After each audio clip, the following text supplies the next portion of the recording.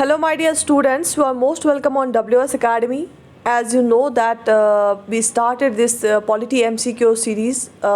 कल हमारा पहला इसमें set 1 मैंने आपको provide किया 20 questions का, and today it is set number 2 and today we are going to solve a few more questions.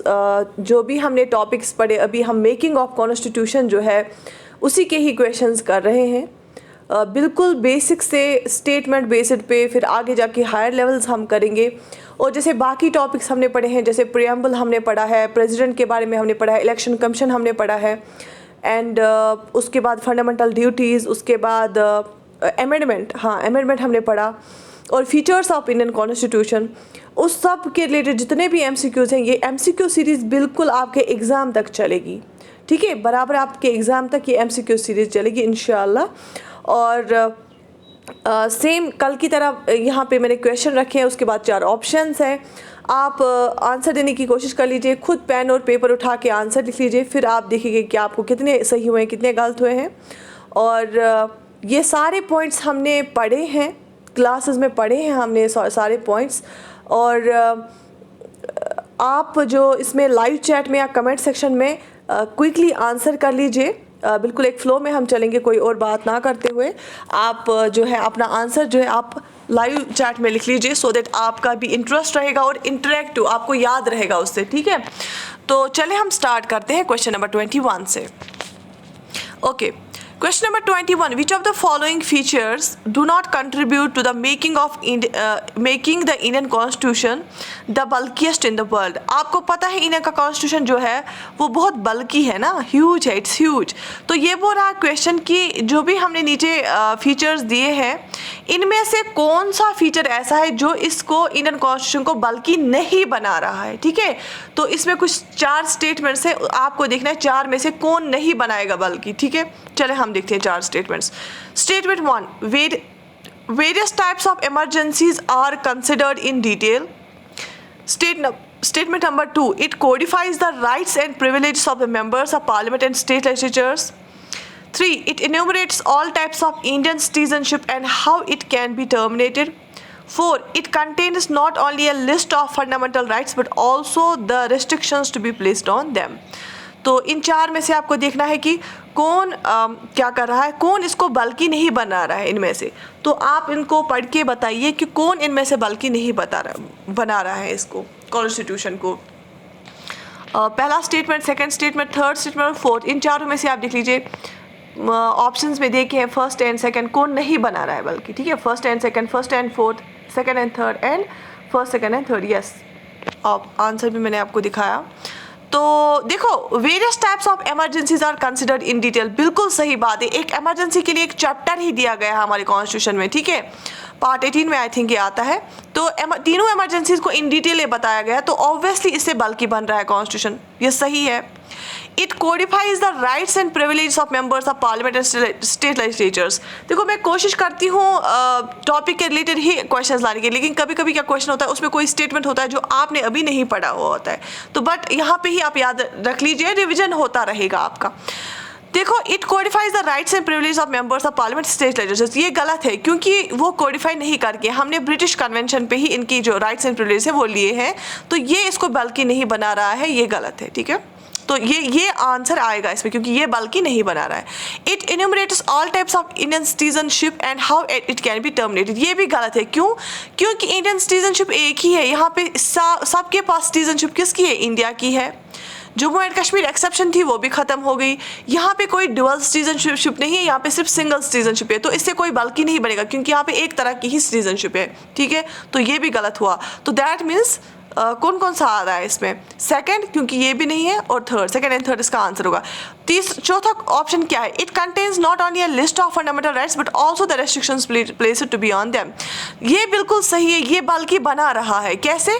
हमारे पास बिल्कुल फंडामेंटल राइट्स का लिस्ट दिए के हैं और ये भी लिख के है कि रेस्ट्रिक्शन कहाँ पे किस पे लगानी है. ठीक है, तो ऑब्वियसली जब इतना सारा कुछ लिखे होगा तो उससे बल्कि बनेगा ही बनेगा. ठीक है, तो पहला और फोर्थ से बल्कि बन रहा है, ऐसे फीचर्स है, और सेकंड और थर्ड से बल्कि नहीं बन रहा है. तो सेकंड एंड थर्ड इसका सही जवाब आएगा. ठीक है, दिस ऑप्शन सी. समझ आया आपको? चले, which of the following statements are not correct about the objective resolution. हमने ऑब्जेक्टिव रेजोल्यूशन पढ़ा है और वो भी इन डिटेल हमने पढ़ा ऑब्जेक्टिव रेजोल्यूशन के बारे में। ऑब्जेक्टिव रेजोल्यूशन मैंने आपको बताया है कि ऑब्जेक्टिव रेजोल्यूशन जो होता है वो उससे क्या बना है, प्रियम्बल बना है हमारा। मैंने आपको बताया कि ऑब्जेक्टिव रेजोल्यूशन जो है वो किसने मूव किया था, वो जवाहरलाल नेहरू का कॉन्सेप्ट था और उन्होंने मूव किया था और उसके बाद क्या बना, फिर प्रियम्बल बना। तो ऑब्जेक्टिव रेजोल्यूशन के रिगार्डिंग ये क्वेश्चन है, which of the following statements are not correct about the objective resolution.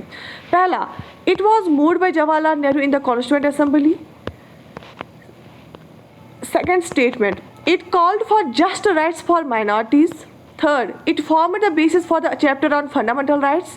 Fourth, it called for the establishment of socialistic and secular polity.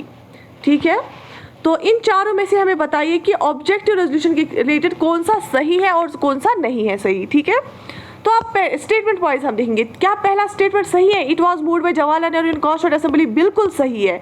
Jawaharlal Nehru ने ही ऑब्जेक्टिव रेजोल्यूशन मूव किया था। दूसरा, it called for just rights for minorities, बिल्कुल सही है। क्यों? क्योंकि इसने बोला था प्रिंसली स्टेट्स को भी आप भी आ जाओ, माइनॉरिटीज़ को बोला, क्योंकि ये यूनिफाई करना चाहता था। बोला कि आप सब लोग इंडियन यूनियन में आ जाओ और हम माइनॉरिटीज़ को प्रोटेक्ट करेंगे, उनके लिए राइट्स हम रखेंगे, जस्ट राइट्स। ठीक है, it form the basis for the chapter on fundamental rights, ये गलत है। कैसे? क्योंकि ऑब्जेक्टिव रेजोल्यूशन ने बेस बनाया प्रियम्बल का। ठीक है, प्रियम्बल अभी के फॉर्म में वो है, तो फंडामेंटल राइट्स नहीं, प्रियम्बल सही है। ठीक है, तो ये गलत है ये वाला स्टेटमेंट। और इसके बाद it call for the establishment of socialist and secular polity, नहीं, ये भी गलत है। इसने ऐसा कुछ नहीं बताया, ये ऑब्जेक्टिव रेजोल्यूशन है, ये इसने बोला माइनॉरिटीज़ को हम आपकी जो राइट्स है वो प्रोटेक्ट करेंगे, बाकी प्रिंसली स्टेट्स आप भी जुड़ जाओ और एक डेमोक्रेटिक एंड रिपब्लिक ये बनाएंगे, तो इसके बारे में इसने बात की थी। तो फिर आंसर क्या आएगा? पहले दो सही है, first and second, option A. ठीक है, this is the correct option.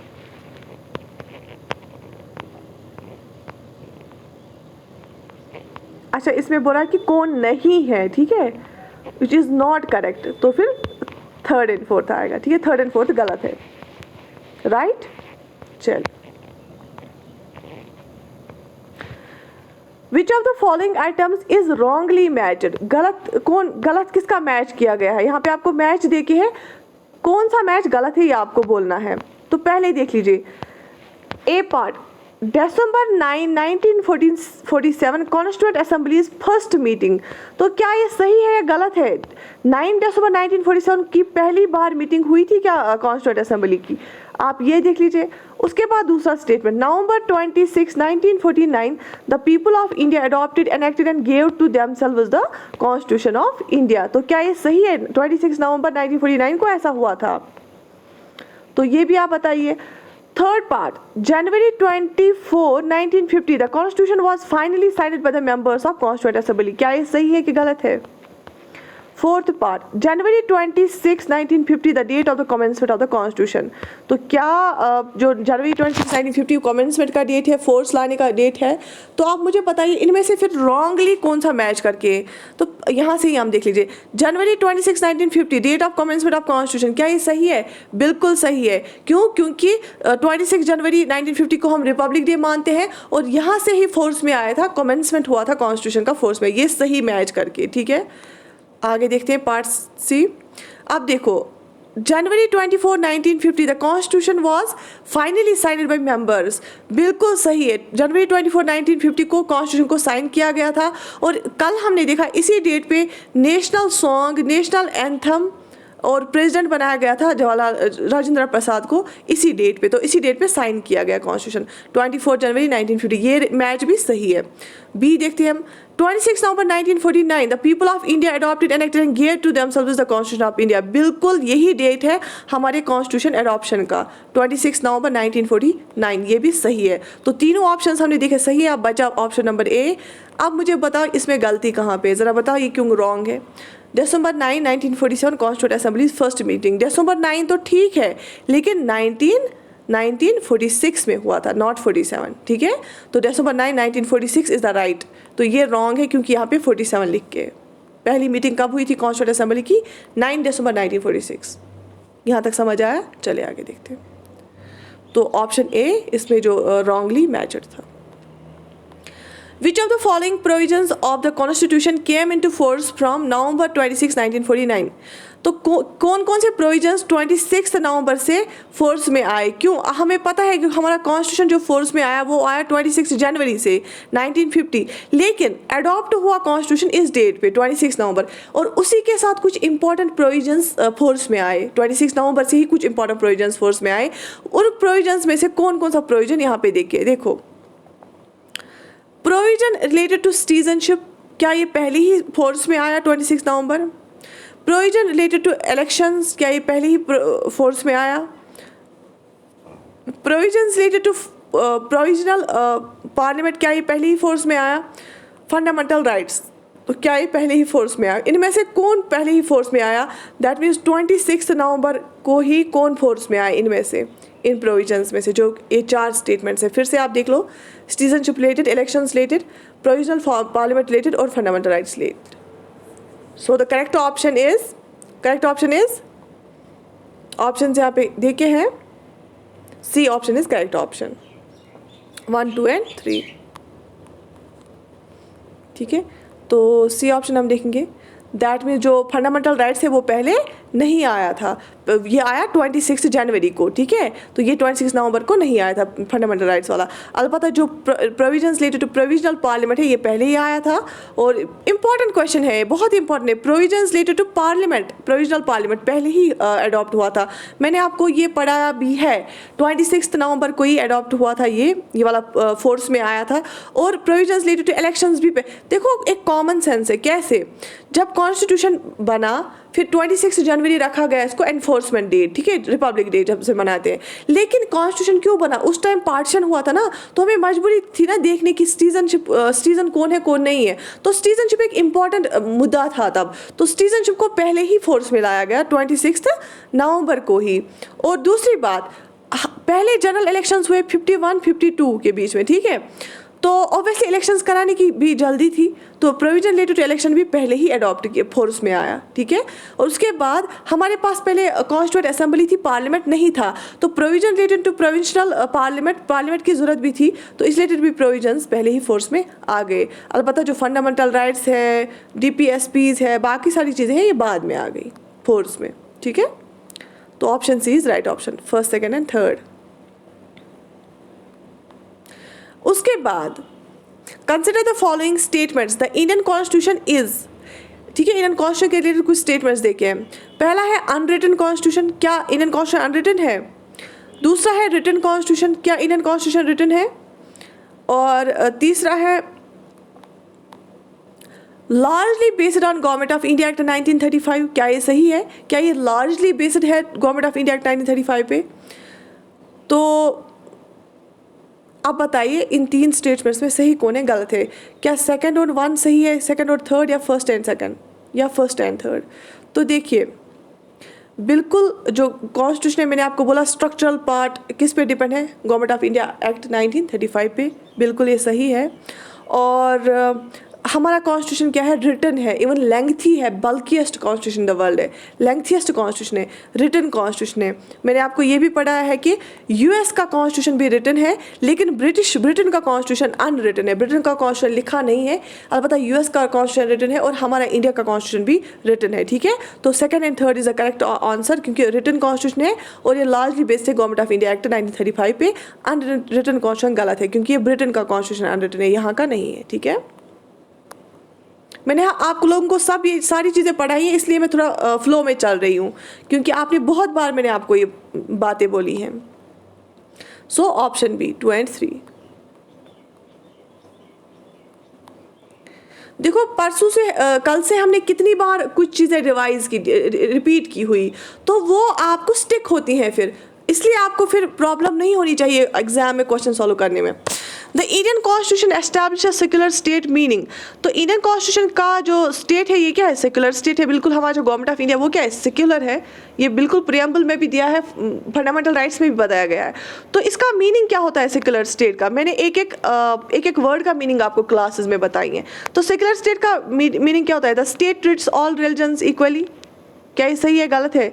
The state treats all religions equally, सही है कि गलत है? सेक्युलर स्टेट का मतलब ये होता है। Freedom of faith and worship is allowed to all the people. क्या ये सेक्युलर स्टेट का कॉन्सेप्ट है?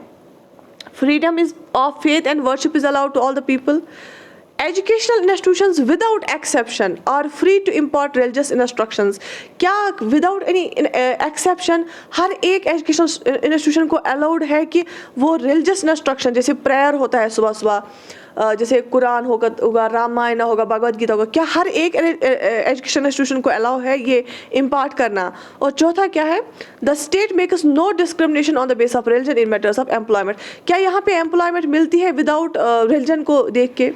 ठीक है, तो क्या रिलीजन को देखकर भेदभाव होता है यहाँ पे एम्प्लॉयमेंट में? ज़रा आप मुझे बताइए कि सेकुलर स्टेट में से इन चारों में से कौन सा सही है? देखिए, the state treats all religions equally, क्या ये सही है? बिल्कुल सही है। इंडियन गवर्नमेंट जो है, ये इंडिया की स्टेट है। हम पूरे कंट्री को यहाँ पे स्टेट बोलते हैं बेसिकली, अगर हम लीगल टर्म्स में देखेंगे जो गवर्नमेंट होती है हमारी। तो जो इंडिया है ये हर एक रिलीजन को इक्वली ट्रीट करती है, ये बिल्कुल सही है। ये हमें बताता है सेकुलर स्टेट इंडिया की। दूसरा, freedom of faith and worship is allowed to all people, बिल्कुल ये भी सही है। यहाँ पे हर तरह के मजहब के लोग रहते हैं और वो वर्शिप करते हैं। उसके बाद एजुकेशनल इंस्टीट्यूशंस विदाउट एक्सेप्शन, देखो यहाँ पे गड़बड़ है, विदाउट एक्सेप्शन ऐसा नहीं है। आप सब लोगों को पता है गवर्नमेंट स्कूल जो पब्लिक स्कूल होते हैं ना, गवर्नमेंट स्कूल्स होते हैं, वहाँ पे आप रिलीजियस इंस्ट्रक्शंस को इम्पार्ट नहीं कर सकते हैं। ठीक है, आप किसी को फोर्स नहीं कर सकते हो सुबह सुबह आके आप कुरान पढ़ो या आप भगवत गीता पढ़ो, या तो गवर्नमेंट स्कूल्स में ऐसा कुछ नहीं। हाँ, प्राइवेट स्कूल्स कुछ ऐसे हैं जो इसी ट्रस्ट बेसिस पे बने हुए हैं, वहाँ पे आप इम्पार्ट करा सकते हो, लेकिन यहाँ एक्सेप्शन है, विदाउट एक्सेप्शन नहीं है। तो ये स्टेटमेंट गलत है। ठीक है, ये हमें सेकुलर स्टेट का कॉन्सेप्ट नहीं बताता है। तो आप मुझे यहाँ पे कमेंट सेक्शन में ये भी बताइए, क्या आपको साथ साथ अब और क्लियर हो रही हैं चीज़ें या नहीं? ठीक है, फ़ायदा कितना हो रहा है इससे? The state makes no discrimination on the base of religion in matters of employment, बिल्कुल ये भी सेकुलर स्टेट हमें बताता है। कैसे? बिल्कुल सही है। अगर आप डॉक्टर्स देखोगे, डॉक्टर हिंदू भी होता है, मुस्लिम भी होता है, क्रिश्चियन भी होता है। टीचर आपके हिंदूज भी होते हैं, मुस्लिम्स भी होते हैं, क्रिश्चियंस भी होते हैं, सिख्स भी होते हैं। और इवन हमारा prime minister of India Manmohan Singh, वो सिख रिलीजन का है। और हमारे प्रेसिडेंट APJ अब्दुल कलाम, ठीक है, मुस्लिम। ठीक है, तो ऑब्वियसली यहाँ पे कोई डिस्क्रिमिनेशन नहीं होती है एम्प्लॉयमेंट के बारे में भी। ये भी एक सेकुलर स्टेट का कॉन्सेप्ट है। तो हमने पता है कि थर्ड के बगैर सारे ठीक है, तो फर्स्ट, सेकंड और फोर्थ ठीक है, थर्ड वाला ठीक इसलिए नहीं है क्योंकि वहाँ पे एजुकेशनल इंस्टीट्यूशंस में एक्सेप्शन की बात है। The nationalist demand for a constituent assembly was for the first time conceded by the British government through indirectly and with reservations in the, सबसे पहले, ये हिस्ट्री का क्वेश्चन है बेसिकली, तो यहाँ पे आप याद रख लीजिए, सबसे पहले कॉन्स्टिट्यूएंट असेंबली की डिमांड जो है पहली बार ब्रिटिश गवर्नमेंट ने मानी थी। थोड़ा सा ये वाली कॉन्स्टिट्यूएंट असेंबली नहीं, लेकिन थोड़ा सा रिजर्वेशन और इनडायरेक्टली माना था थोड़ा सा उन्होंने, लेकिन पहली बार माना था एक बार। वो कौन सा टाइम था, मतलब वो क्या था? क्या क्रिप्स प्रपोजल था, अगस्त ऑफर था? ये आपको हिस्ट्री में पढ़ाऊंगी मैं। क्या क्रिप्स प्रपोजल था, अगस्त ऑफर था, कैबिनेट मिशन प्लान था, या एक्ट ऑफ 1935? तो बिल्कुल कैबिनेट मिशन प्लान पे आज वाला बना है ना। तो पहली बार जब दिया था तो वो अगस्त ऑफर में दिया था, 1940 में दिया था, लेकिन फिर 1946 में थोड़ा चेंज करके लाया, लेकिन पहली बार 1940 में अगस्त ऑफर के टाइम दिया था। ठीक है, तो इसका आंसर है अगस्त ऑफर। ब्रिटिश गवर्नमेंट ने पहली बार ये कॉन्सेप्ट लाया था अगस्त ऑफर के थ्रू। फिर लेकिन एक्सेप्ट किसका हुआ था? फिर लोगों ने, फिर इंडियन और पाकिस्तान ने क्या किया था? कैबिनेट मिशन प्लान फिर एक्सेप्ट किया था। तो इसका आंसर बी आएगा, अगस्त offer. Which of the following was adopted from the Mauryan dynasty in the emblem of Government of India? आपको पता है गवर्नमेंट ऑफ इंडिया का एम्बलम आपने देखा है? तो आपको पता है वो एम्बलम का पार्ट हमने मौर्यन डायनास्टी, आपको पता है अशोका का नाम आपने सुना होगा, अशोका द ग्रेट जो बादशाह था, वहाँ से लिया है उसका पार्ट। तो मुझे बताइए कि मौर्यन डायनास्टी का जो अशोका का एक साइन था ना, उनका जो उनके पिलर्स में होता था, वहाँ से हमने क्या लिया है एम्बलम के रिलेटेड, क्या लिया है? Option A 4 lions, option B chariot wheel, option C horse and D सत्यमेव जयते। ठीक है, तो बिल्कुल ऑप्शन जो ए है वो सही है।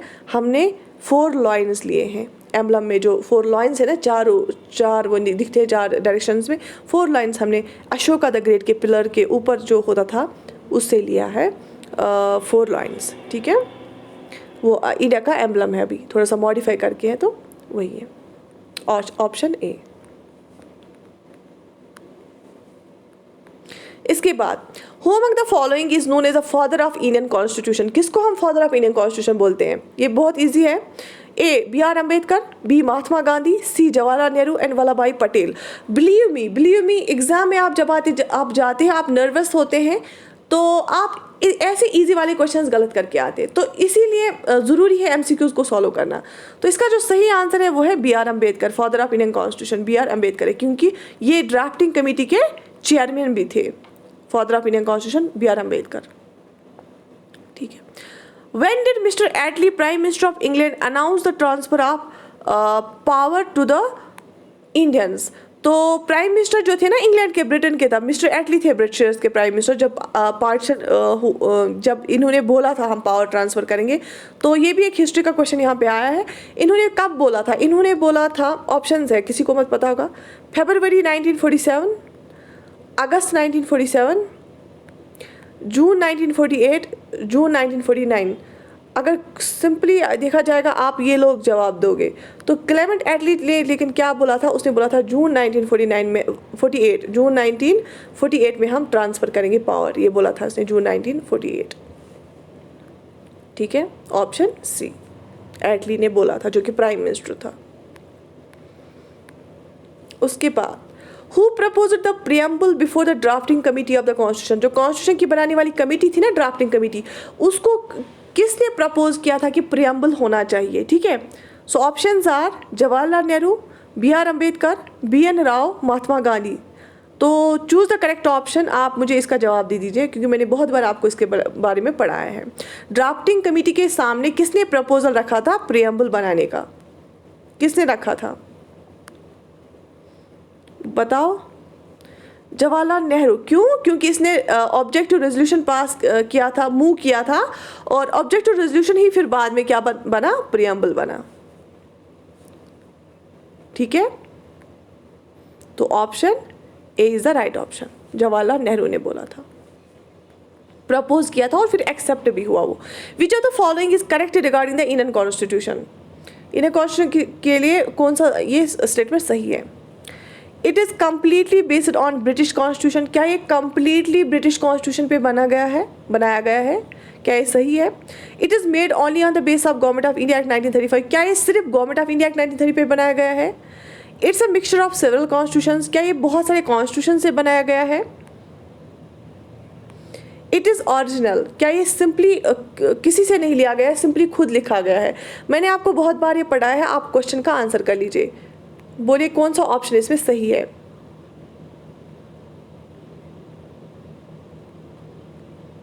तो सही आंसर क्या है? Option C, it's a mixture of various constitutions. हमने तकरीबन 60 कॉन्स्टिट्यूशंस को कंसल्ट किया है, तब उन्होंने 60 कॉन्स्टिट्यूशंस को कंसल्ट करके डिफरेंट प्रोविजंस डिफरेंट कंट्रीज से लाके बनाया गया है।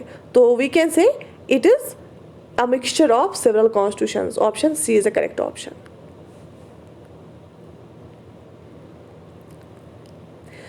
The amendment procedure laid down in the Constitution of India is on the pattern of। मैंने आपको वो चार्ट दिए थे क्लास में, ठीक है।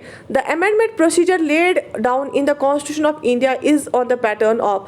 जो हमने चैप्टर पढ़ा, एक अमेंडमेंट का चैप्टर पढ़ा है, उसमें हमने टाइप्स भी पढ़े हैं।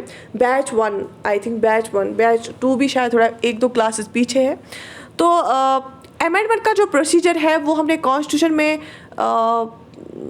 अपने कॉन्स्टिट्यूशन में लाया है। उसका प्रोसीजर किस कंट्री से लिया है, हमने कहाँ से लिया है, किस चीज़ से लिया है? गवर्नमेंट ऑफ इंडिया एक्ट 1935 से लिया है क्या? गवर्नमेंट ऑफ इंडिया एक्ट 1947 से लिया है क्या? कॉन्स्टिट्यूशन ऑफ साउथ अफ्रीका से लिया है क्या? कॉन्स्टिट्यूशन ऑफ यूके से लिया है क्या? ऑप्शन आप देख लीजिए, 4 में से कौन सा सही ऑप्शन है? अमेंडमेंट का प्रोसीजर कहाँ से लाया है? बिल्कुल सही, शाबाश, constitution of South Africa. Very good, constitution of South Africa. Option C is the correct option.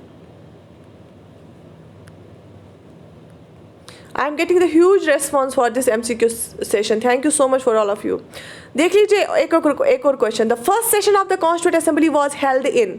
पहला सेशन कॉन्स्टिट्यूशन असेंबली, जो कॉन्स्टिट्यूंट असेंबली का पहला सेशन हुआ था ना, वो कहाँ पे हुआ?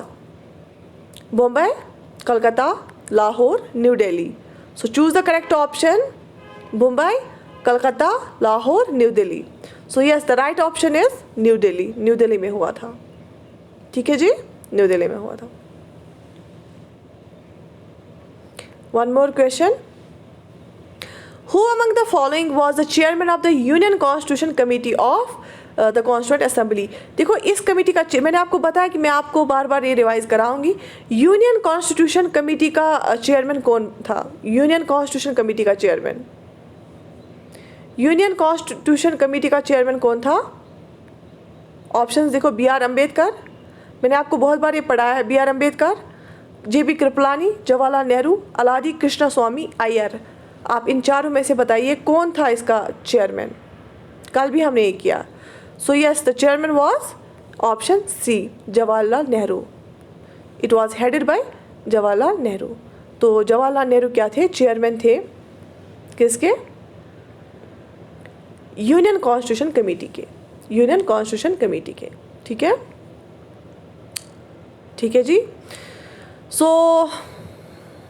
एक और कर लेते हैं, एक और क्वेश्चन करते हैं. Who among the following was not a member of the constituent assembly? Constituent assembly जो कैबिनेट मिशन प्लान पे बनी थी 1946 में, दिसंबर 1946 में, इन चारों में से 4 ऑप्शंस देखें, इनमें से कौन नहीं था मेंबर उसका? ठीक है, तो चलिए मुझे बताइए.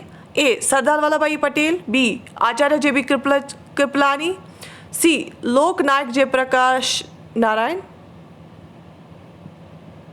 D, K.M. मुंशी. इनमें से कौन नहीं थे? देखो सरदार वल्लभ भाई पटेल का बहुत ज़्यादा रोल था, ये थे. ऑब्वियसली इट इज़ अंडरस्टूड, क्योंकि इनका ये कमिटीज़ के भी चेयरमैन थे ना, हमने पढ़ा. J.B. कृपलानी, इनका भी हमने पढ़ा, ये भी थे. मैंने आपको फिर अच्छा वहाँ पे मैंने आपको ये मेंबर्स का बोला है ड्राफ्टिंग कमेटी में. तो K.M. मुंशी का मैंने बहुत बार हमने पढ़ा है उस चैप्टर में भी, ये भी थे. तो लोकनायक जयप्रकाश नारायण नहीं थे. इनका मॉडर्न हिस्ट्री के इंडियन फ्रीडम स्ट्रगल में बहुत रोल रहा है, लेकिन यहाँ पे मेंबर नहीं थे. ठीक है, तो ऑप्शन C इसका सही ऑप्शन है. जयप्रकाश नारायण नहीं थे. ठीक है, चलो एक और क्वेश्चन कर लेते हैं.